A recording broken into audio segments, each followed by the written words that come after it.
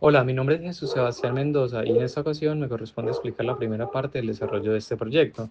Inicialmente, y para cumplir con los objetivos del proyecto, empezamos con una prueba de identificación, respuesta al escalón. Definimos un PWM máximo de 255, sin embargo empezamos a jugar con estos valores para mirar cómo cambiaba la respuesta al escalón de nuestro motor. Empezamos con un PWM de 128 correspondiente al 50% y lo comparamos con un escalón con PWM igual a 153 que correspondería al 60%.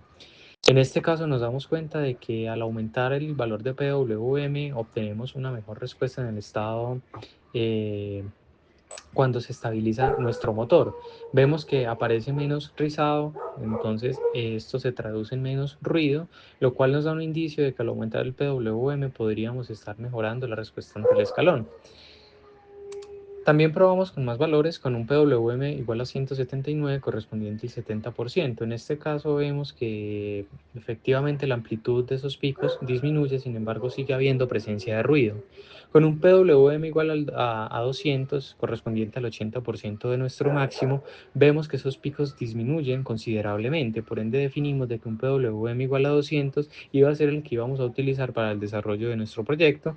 Además de que al aumentar un PWM de 200, pues no observábamos, digamos, cambios significativos, por ende nos quedamos con este valor.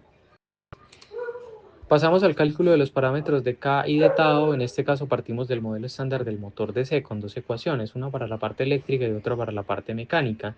Haciendo despejes de estas ecuaciones y aplicando la transformada de Laplace, llegamos a la relación omega sub s sobre v sub s. Esta relación lo que me dice es cómo cambia la velocidad del motor en función de la tensión que yo le aplico a la entrada. Y esta ecuación es muy importante porque es la función de transferencia de nuestro motor, sin los valores todavía calculados. Para poder calcular estos valores tuvimos que calcular primero la velocidad en régimen, que eso lo hicimos mediante software con esta línea de código que se observa aquí al lado izquierdo encima de la gráfica. Ya que tomamos unos datos, utilizamos el programa PuTTY para poder almacenar esos datos y después aplicarle un tratamiento. Con esto nos dimos cuenta de que la velocidad que alcanza el motor cuando se estabiliza es de 34.63 radianes por segundo. Con esto ya podemos hallarle el PWM normalizado, que es un valor entre 0 y 1 que me dice cuál es la fracción de tensión máxima que realmente necesita el motor para alcanzar, digamos, un objetivo. Hallamos también la ganancia del sistema, que en este caso fue de 44.16 radianes por segundo sobre PWM normalizado. También obtuvimos la ganancia en radianes por segundo y con esto podemos construir el modelo final del motor, que es el que aparece en la parte de abajo. Con esto ya podemos pasar al diseño del controlador PI. En este caso partimos de una ecuación general y tenemos que establecer un rango para poder determinar el cero del PI. En este caso omega sub i es el que se conoce como la frecuencia característica del integrador y es la frecuencia en radianes por segundo en donde aparece el cero del PI. Este es el encargado y es quien compensa la parte dinámica lenta del sistema, acelera la respuesta y también nos ayuda a reducir el error en tránsito. Como nosotros ya tenemos TAO, ya podemos establecer este rango recomendado. En este caso, para nuestro motor es de 1.46 hasta 4.38. Con esto escogimos un omega sub i y pasamos al cálculo de Kp y Ki. En este caso, KP define qué tan agresivo es el controlador al corregir el error. Un control más fuerte se traduce en una respuesta más rápida. También pudimos calcular KI, que es el término integral, que es el que nos ayuda a eliminar el error estacionario. Eh, con esto, pues podemos llegar a un controlador final. En este caso, nuestro controlador final es un sistema de primer orden, rápido y estable. Este modelo es el que nos permite entonces diseñar el controlador PI. Entonces, nosotros desarrollamos un script en Arduino en donde definimos estos parámetros para el controlador, se los enviamos al Arduino y el Arduino pues se encarga ya de ejecutar este código para poder aplicar el controlador al motor. Nosotros capturamos esos datos mediante el programa PuTTY y luego los graficamos. En este caso, esa fue la respuesta del controlador PI ajustado. Algo que no mencioné es que tuve que variar los valores de Kp y Ki ligeramente para poder reducir el sobreimpulso, ya que con los valores calculados teóricamente no se cumplían con el criterio de que tuviera un sobreimpulso, digamos, menor al 10%. En este caso, incluso variando un poco los valores Kp y Ki, se llegó entonces a un sobreimpulso del 18.4%. En este caso, como vemos en la gráfica, el PI teórico funcionó, pero el sistema real tiene ruido, vibración y desbalance del imán, lo cual genera mediciones con oscilaciones. Esto provoca que el controlador real sea más agresivo y produzca un sobreimpulso mucho mayor. En este caso se identificó correctamente el modelo dinámico del motor, se diseñó un PI basado en teoría y luego ajustado con la respuesta real, y a pesar del ruido del sensor y las vibraciones, el sistema logró seguir referencias con un buen desempeño. Como vemos, en este caso definimos una referencia de 15 radianes por segundo y vemos que a pesar del sobreimpulso inicial, el motor se estabiliza en este valor.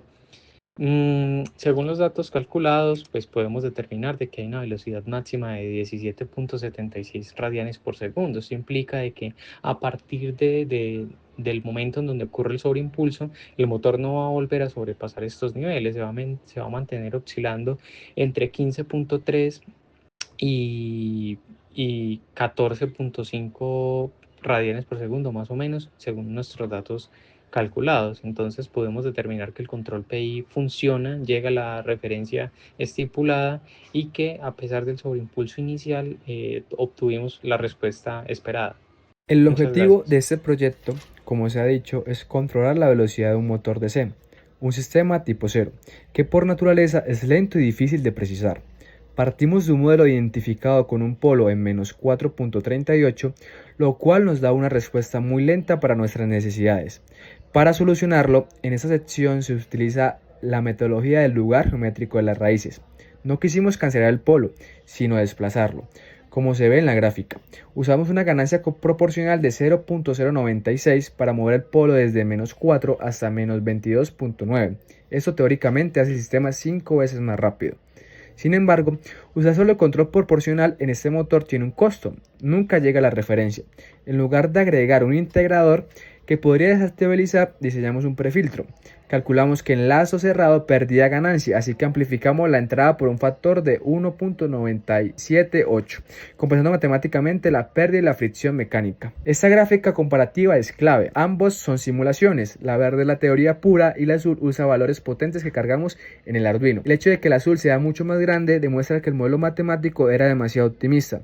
Tuvimos que inyectar mucha más energía en la realidad para vencer fuerzas físicas como la fricción seca que las ecuaciones lineales ignoraban. En conclusión, logramos acelerar el sistema exitosamente usando LGR. Demostramos que el prefiltro es una alternativa robusta a la acción integral para dejar la ecuación de un solo grado, o sea, tipo cero. Validamos que la teoría predice el comportamiento, pero el ajuste experimental es vital para vencer la fricción real. Resultados del compensador en adelanto aplicado al control de velocidad. En el análisis en frecuencia, el sistema sin compensar tenía un margen de fase de 105.7 grados. Para acelerar la respuesta sin perder estabilidad, se fijó un margen de fase objetivo y se calculó el adelanto requerido, obteniendo un parámetro A aproximadamente de 100.24.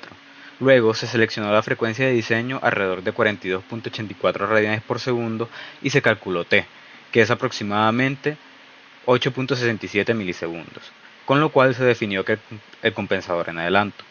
Con el compensador aplicado, la frecuencia de cruce aumentó y el margen de fase quedó cercano a 145 grados, lo que indica un sistema más rápido. En simulación, la respuesta temporal muestra el efecto esperado. El sistema compensado alcanza el valor final de forma más rápida y estable frente al caso original.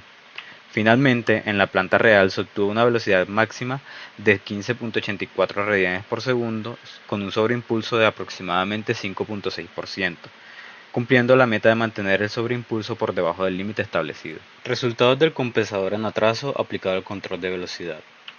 En el análisis de frecuencia, el sistema sin compensador tenía un margen de fase cercano a 105.7 grados. Con el compensador, el margen de fase se mantuvo prácticamente igual alrededor de 106.5 grados. Para el diseño en la frecuencia seleccionada medimos una magnitud de 10.8 decibeles y calculamos el parámetro del atraso, dándonos aproximadamente 0.287. Luego calculamos t, que es 56.52 segundos, y con esto definimos el compensador. En simulación, la respuesta temporal se mantiene, ya que el compensador en atraso prioriza mejorar el estado estacionario y no la velocidad de respuesta.